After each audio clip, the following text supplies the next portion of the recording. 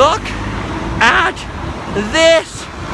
Do you know what this is? It's the Sometimes Vlog. It's a vlog that happens sometimes. It's a little windy, and I apologize for the wind and the traffic. I can't control it. Actually, no one can control it. Do you know what this is right here? This, my friends, is the Arc de Triomphe. This is the triumphal arch built to commemorate all of those people who fought and died in the Revolution for France. The Revolution, oh, here we go, we can cross. The Revolution and the Napoleonic Wars.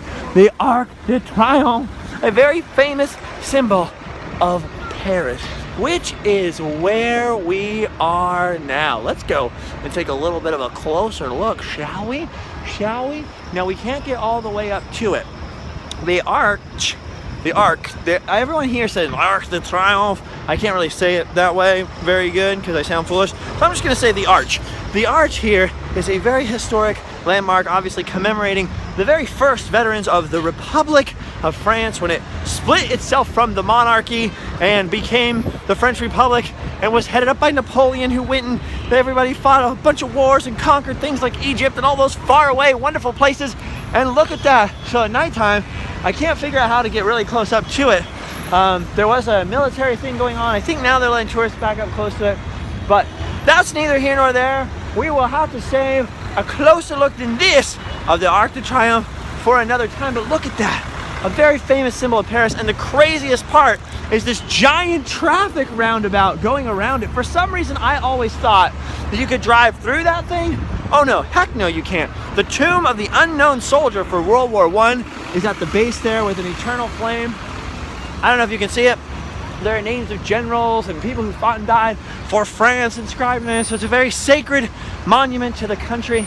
And what's crazy about it for me is watching all those History Channel documentaries and all that World War II footage. You see the Nazis parading in front of it, all crazy, taking over Paris. And then later, you see like Patton and all the people liberating Paris with the American tanks coming through around the Arc de Triomphe. Like, awesome. And this street right here, the one that we were standing in the middle of earlier, and this brave soul is running across in front of that nice Porsche over there. This street right here is known as the Champs Elysees. The Champs Elysees. It's the fanciest street in Paris. So here we are on the Champs Elysees, which is like the fancy street. Like I just said, like this is where, you know, Louis Vuitton has a store amongst other stores. I don't know what's fancy. There's a lot of banner ads for IKEA. IKEA is definitely not super fancy, but the thing is there's such a mix of fancy French things like designer clothes and then like little mom and pop I Love Paris, buy your I Love Paris t-shirt here, that it's pretty crazy. So this is my first real exposure to like real Paris. And when I say real Paris, I mean like the TV Paris, because I drove through Paris earlier today, and if you didn't see the last vlog, go back and take a look, because we checked out the Eiffel Tower. We checked it out at night when the camera really couldn't focus because it was in this weird twilight, and so it looks a little bit weird and it's a little shaky and it wasn't built to scale, or nor did I try to paint it, but there it is. Look at this. Paris, France. I'm still mind blown. I've only been in France for what, 2 or 3 days. The first day I landed, I was so jet lagged it doesn't even really count. The second day I was still so tired and jet lagged, it doesn't really count. And then today I woke up and really filmed a lot of stuff, and then went to the Eiffel Tower, and now this, the Champs Elysees. So today is my first real day ever being in Paris. Now, I have been to England before, once, and I hung out in the city of London for about a week, and that was about it. I've never set foot on the actual continent of Europe until this trip. So this is my first time really being around crazy Europeans. See, look at the Champs Elysees, and whoa, don't look at that, kiddos, don't look at that. We're here on the Champs Elysees. So I'm just totally overstimulated. To be honest with you, I'm totally overstimulated, overwhelmed. I'm absorbing all this crazy stuff, like just all little things, little habits. I'm listening to a lot of French and picking up little phrases here and there. Looking at taxis and people that really want to drive me in them. Not yet, buddy. Not yet, you silly guy. You silly goose, you. And just checking the sights, sounds, and smells out. I've seen all kinds of weird things like, just like the embassy of Iran and the, you know, like, I don't know, a supermarket that's underground on the other side of the street over here. So I spent some time walking up and down And you can rent Ferraris. There's weird Ferraris for rent everywhere. And people are walking around, and everybody looks like a fashion model, because this is sort of the Rodeo Drive of Paris, or like, I don't know, Fifth Avenue, or I really don't know how to explain like how fancy it is. Like everything is designer this, designer that. There's all kinds of weird ads. Wow! Well, that was a turn of events that was slightly surprising to me. There's all sorts of weird ads in French. And look at this. Just look how Frenchy it is. Frenchy. Anyway, because this is, you know, my first day in Paris, and I'm going full French here, I'm trying to take in the culture and, you know, pick up a little Frenchness, expand my mind, go continental about it. And look at, there's the Champs Elysees, ends down there at this, you can see that Ferris wheel down there. I'm told that Ferris wheel, unlike the London Eye or something, or the Orlando Eye, is actually a temporary Ferris wheel. It's not there all year round. So you can see right down there the Ferris wheel, and at the very end of the Champs Elysees, on one side you have the Arc de Triomphe right here, and then all the way down there on the other side you have the Palace of the Louvre. Now the Louvre is very famous for being where, whoa, excuse me, curb, I didn't mean to step on you there. The Louvre is very famous for being the home of the Mona Lisa and all this other art treasures, but it was the palace of the French kings until Louis XIV and Marie Antoinette went off to live in Versailles. Like, peace out, Paris, you're kind of weird. And right where that Ferris wheel is, apparently, is where the French royalty and Marie Antoinette, etc., were apparently beheaded down there. So on the one end of the street you have the site of the killing of the monarchs, where the French people took this land to be their own and created the Republic, and on the other side you have the Republic of France's memorial, basically, to all of their fallen soldiers and their heroes. So this street is kind of the center, if you will, of Paris and France, if that explains a little bit of its historical significance. All the crazy military parades and all that kind of stuff happened along here, and all of the bourgeois, like people that wanted to live near the royal palace, and the government officials and all those people had to live in this area of France. So this was like the seat of power back in the day, the seat of French power. So anyway, you can see that I've come to the heart of France, and in the spirit of going full France, in the spirit of la resistance, I have decided to do something I never thought I would do in the course of my whole life. I've been thinking about it a lot, and I made a lot of jokes about eating a little French dish that every one of us Americans knows about. It's one of our favorite French stereotypes. I'm not talking about frog legs, no. I am talking, or French fries, which, let's face it, aren't that French. I'm talking about escargot. Now, some of you are going, uh-oh, I think I know where this is headed. And others of you are like, what's escargot? If you don't know what escargot is, and some people really don't, escargot is basically a French dish. It's very fancy. That's made of snails. I have never eaten it in my entire life, never eaten escargot, and it's all I've ever known of France as a kid. Like, oh, I only eat snails, ha, lol. Especially because I have family from Canada, and they're not French Canadians. They're just regular British Canadians, you know? And so they all make fun of the French people, like, oh, those frogs. They call them that because they eat frogs' legs, eating their snails. And so escargot is a bit of a, like a, you know, ha, the French people and their snails. But it turns out that's a real thing. They really do eat escargot, which is really made of snails, and they serve it here in Paris. And so I jokingly told the people who brought me here that I told the folks, I was like, oh, if it's gluten-free, I'll totally eat it.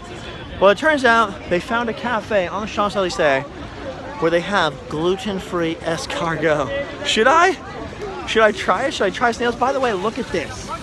This is like something out of a James Bond movie. You know, when you see the little street? Let's just take in a little detour. The little side street with all the little motorcycles, where like Jason Bourne is cruising down, they're doing a car chase. And then look at all of this. Ferraris, Lamborghinis, mostly all Ferraris. I don't see any Lambos, actually. Look at these Ferraris. Some of these you can rent. You can rent this one. Drive me. Look at, drive me. You pay, how much is it? 90 euros, so $100, and you can drive that around. I don't know for how long. I'm not gonna do it. I don't just have $100. lying around. Look at that one's got movers. Isn't that weird? Like, haha, you go to San Francisco and they're like, here, try this smart car out. And here on the Champs Elysees, try this little Ferrari out just for funsies. You probably own 4 or 5 of them, but just try ours out. It'll be neat. Anyway, Escargot. I found out that there's a fancy little cafe down here called Snails that has gluten-free, allergy-free escargot. All there is, see, there's Louis Vuitton, like I told you. I walked past that on my way to the Arc de Triomphe to show it to you. Louis Vuitton right there, big old Louis Vuitton store. I know that's fancy. I don't know what a lot of the other stores are. There's UGC, Normandy, Lido, I don't know what that is. Look at, and there's all these rickshaws, these lit up European rickshaws. And look at, awkward. It's awkward when you're stopped in traffic. Look at these people just start walking. You know exactly what's gonna happen, and I have no clue.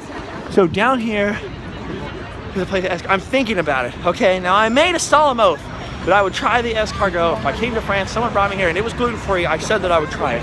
Which I think sort of means that I have to. Someone brings you to France, they bring you to Paris, France, they show you the Eiffel Tower, they bring you to the city, you keep your promises to those people, and I think I might have to. I'm gonna have to take it on myself to try it. But it's made of snails, for real, it's made of snails. I don't know what it looks like really. I have been sent a picture of it where they sent me snail shells as a picture. I don't know if that was a joke or if that's what it actually looks like. But the long and short of it is I'm on my way now, and so are you, down Champs Elysees. And look at this is all this stuff because they had the G20 climate summit, is that what it was called? And I just saw Obama actually on the TV in this store, and everyone in there was like, shut up, Obama. And I was like, that's kind of rude. He's not your president. You can't tell him to shut up. Only we can tell him to shut up. So if you hear me out there, Barry, I got your back on the whole shutting up thing. Only I and other Americans can tell you to shut up. Nobody else. Anyway, look at this beautiful lit street, all this crazy European architecture, and I'm really just don't know what else to say other than I'm about to try snails. But look at this though. Everyone here is like super well dressed, fashion modeling. Apparently, I was told that dressing up and working on the Champs Elysees here is kind of like being a waitress in like Burbank or something, you know, in LA, where you're trying to like get discovered. That all the weird fashion-y people sort of dress up and look nice here, trying to be discovered. Especially this guy. Look at this guy. He's a height of fashion here. Look at another Ferrari for rent. Another Ferrari for rent. Oh, no, that's a Lamborghini. Ooh, a Lamborghini. I wasn't paying attention. Lamborghinis and Ferraris for rent here. You want to drive one? So weird. Also, they have all kinds of cars here. This is total side note. They have all kinds of cars here I've never seen before. For example, that's a Toyota right there. That is a one-person, smart car-ish Toyota. For one person. Right there. What the heck? There's all kinds of stuff like that I've never seen. A human hamster wheel. Another thing about clean energy. How much clean energy can you produce? I really hope we don't start producing energy that way. Look at what she's doing. She's running on a human hamster. Oh, it's going up. She's creating energy. We've solved the planet's problems right here in France. We've solved them. Anyway, look at all these fancy places. Some little hole-in-the-wall touristy places too. And just a lot of fanciness going on. Also, in here, there's a guy bussing tables who's wearing the most French outfit that I've seen so far since I've been in France. Let me show you. I did not make this up or plan that. That guy's wearing that outfit in Paris. That's awesome. That's awesome. Every 5 feet, by the way, is a cafe. We went into a Renault dealership earlier, which is a French car company. There was a cafe in the French dealership. Everybody's looking fancy. Look at everyone's all dressed up and fancy, and they're wearing their best scarves. Even the kids are wearing like really fancy clothes. I went into a store. Look at the mom and look at the ladies are all dressed up like matching, and they're. You know what the funny part is? Oh, listen! Sirens. Sirens. Everything's a little different here. Even the sirens are different. Oh, here it comes. How the heck is he gonna get through this?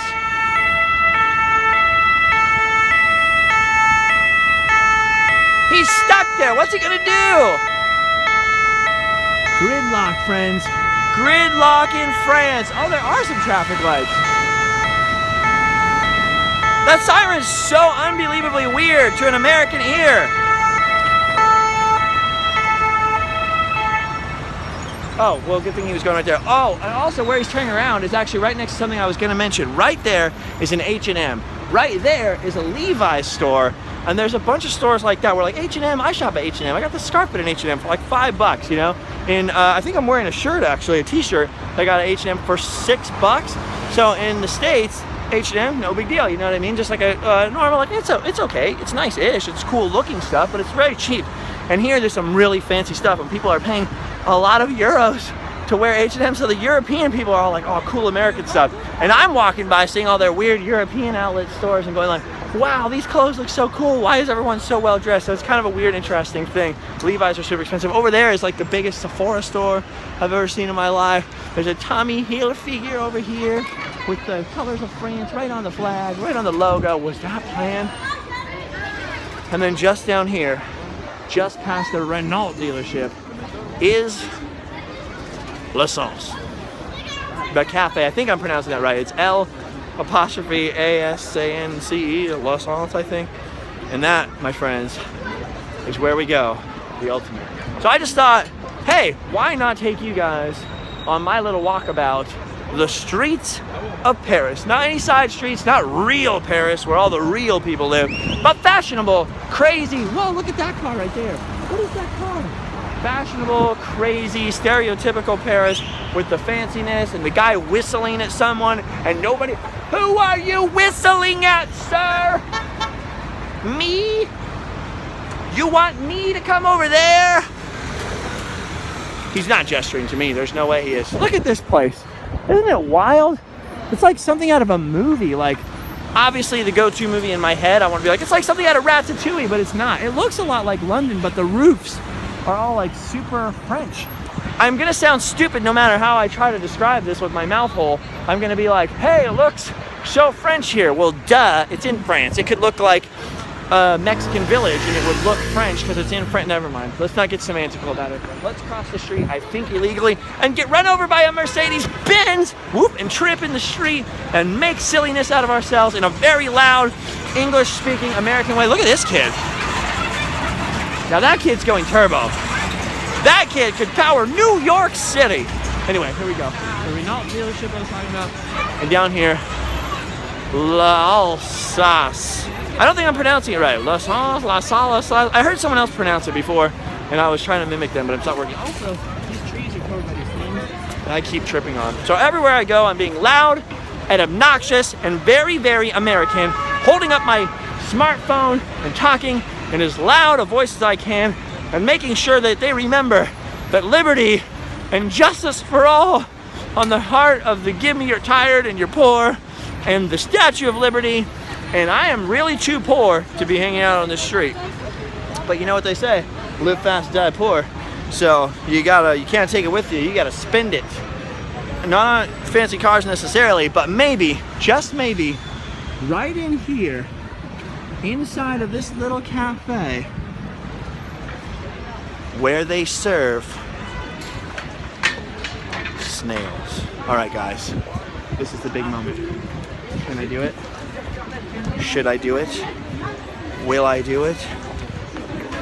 Stay tuned to find out. Oh, cuckoo. Is that what is that? Is that French? I don't know.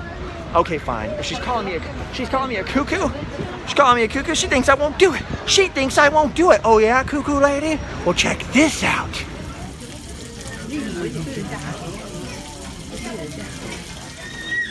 Oh my gosh. I think those are the snails.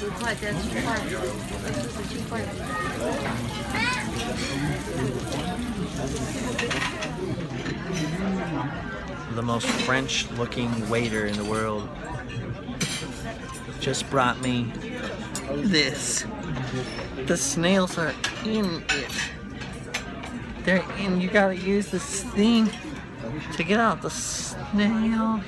Here we go. They give you this thing, like this eyelash curler and the little fork, and I guess you just grab the snail, I mean the escargot, and then you gotta stick it. Why is it green? Who thought of this? Oh, squeezing it unsqueezes it. Oh, look it. It's all steamy and it came from a snail shell. Why do they have to have it still in the shell? Okay, here we go. This is happening. This is real life, not just fantasy. I'm caught in the landslide. There's no... Anyone want this one? No? It's okay. No one wants it.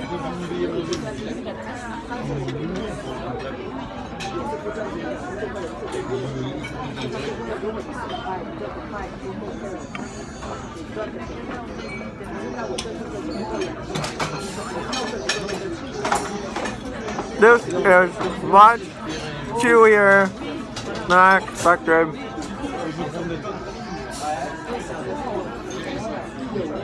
People described it to me as a gummy bear. The outside of it is like a gummy bear. The inside of it is like a marshmallow made of imitation crab that tastes like delicious garlic. That is a snail.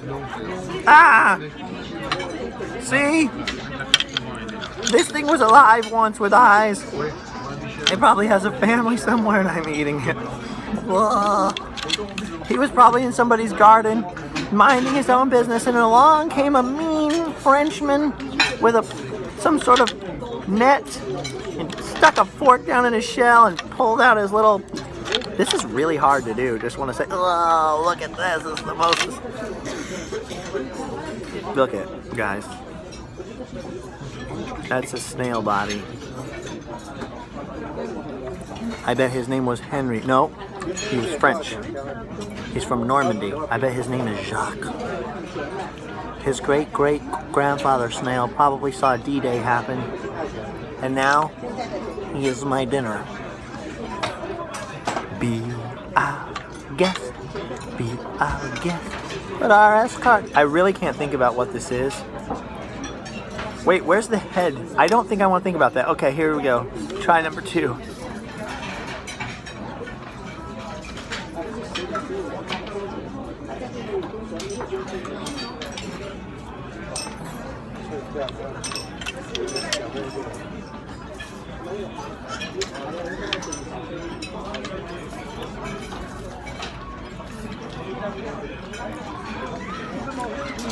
The weirdest part about this is that I'm eating a snail and it's not as gross as it is. I swallowed it. It's part of me now. I now have the powers of a grown man and a little snail. Snailed it.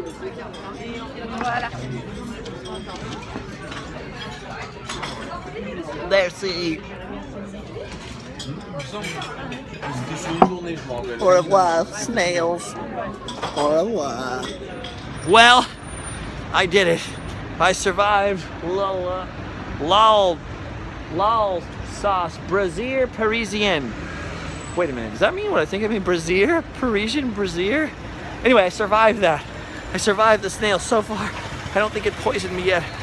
Oh no. I just thought of something. Since I actually kind of like the escargot, since it wasn't that bad, what if I go home and then I have a craving for it? What if I can't readjust? What if I can't readapt to normal people food? What if I can never go back to the way it used to be? What if I can never go back to the way it used to be? Actually, I don't think I'll be craving escargot anytime soon, but at least it happened. We did it, gang. We survived. Now, if I survive this Parisian traffic and don't trip over any more crazy curbs or get guillotined, I think I'll be okay. So, from Champs Elysees, which is I think how you say that, it is I, Justin Sky, from the USA, signing off and saying, you know, adieu and au revoir, and I'll see you guys later. I'm gonna take a taxi and hope that this guy speaks enough English to take me to Disneyland, or else I'm just gonna have to say what the French people say at Disneyland, which is bonjour Mickey, bonjour. Anyway, livefastlivepoor@spreadshirt.com. Get your t-shirts and Live Fast Live Poor hats and wonderful things before Christmas. Livefastlivepoor@spreadshirt.com. Just check it out, even if you don't, you know, want one, just take a look. Take a look-see for fun. And take a fun pic of you looking while you do it. Twitter, Justin Scard. Instagram, Live Fast Die Poor. Snapchat, Live Fast Die Poor. And I'll see you guys later. I gotta go. France! It's France time! See, he knows. He was doing a wheelie. And there's a dog. And there's a guy with light-up shoes. A guy with light-up shoes. Would you look at that? France!